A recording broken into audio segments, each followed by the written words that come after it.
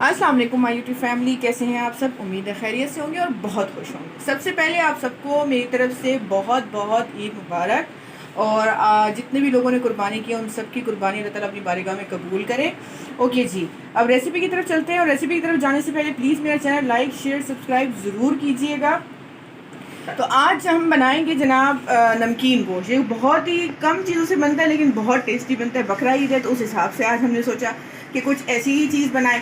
ये ऐसे आप बनाएं और इसे खाएं बिल्कुल ऐसे ही, मतलब किसी चाहें तो अपने राइस बॉईल करके उसके साथ खाएं, चाहें तो मतलब आप ऐसे खाली खाना चाहें तो वैसे खाएं।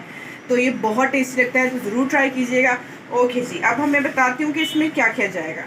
इसमें हम ले लेंगे गोश्त में हम ले लेंगे मिक्स, थोड़ा सा चिकना गोश्त भी लेंगे, थोड़ी हड्डियाँ भी लेंगे, मिक्स गोश्त लेंगे, बहुत मज़े का बनेगा और आप लोग ज़रूर ट्राई कीजिएगा। ओके जी, हमने गोश्त ले लिया है, ठीक है, कुकर में डाल दिया है। अब इसमें हम डालेंगे भर के 1 चम्मच नमक की,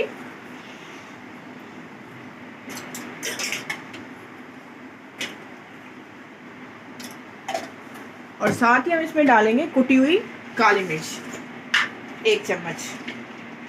कुटी हुई लीजिएगा क्योंकि इसमें टेस्ट इसी का ही आता है। साथ हम इसमें डालेंगे अदरक लहसुन, भर के 1 चम्मच हमने ले लिया अदरक लहसुन का। और साथ ही हम ले लेंगे इसमें पानी, करीब 1 गिलास भर के हम इसमें पानी का डाल देंगे। ठीक है जी, अब हम इसको बंद करेंगे कुकर को और इसको तब तक पकाएंगे जब तक कि हमारा गोश्त गल नहीं जाता। ओके जी, वेट आ चुका है हमारा। अब हम कुकर खोलेंगे, अपना चूल्हा हमने ऑन कर दिया है और गोश्त हमारा गल चुका है अच्छे से। ठीक है, अच्छा, इसमें हमें कोई ऑयल वगैरह डालने की ज़रूरत नहीं होती क्योंकि ये हमने वैसे ही चिकना इसमें सारा गोश्त लिया था, चर्बी वाला भी थोड़ा लिया था और थोड़ा मतलब मिक्स गोश्त लिया था, हड्डियाँ वगैरह ली थी, तो ये बहुत जूसी बनेगा।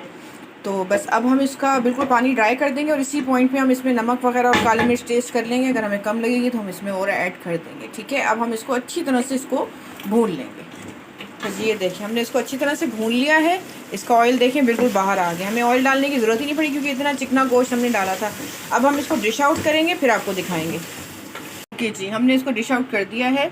अब आप इसको ऐसे भी खा सकते हैं, इस पर लेमन डालें और इसको ऐसे ही मज़े से खाएं। ठीक है, और अगर आप चाहें तो इसको राइस के साथ भी, जैसे वो काबुली राइस बनते हैं, कभी मैं उसकी भी रेसिपी आपको दूंगी, उसके साथ भी खा सकते हैं, बहुत टेस्टी लगता है। वैसे तो नॉर्मली मेरे घर में ऐसे ही खाया जाता है, ना ये राइस के साथ खाया जाता है ना ये रोटी के साथ खाया जाता है, बस ऐसी बोटियाँ खाई जाती हैं ऊपर लेमन डाल के।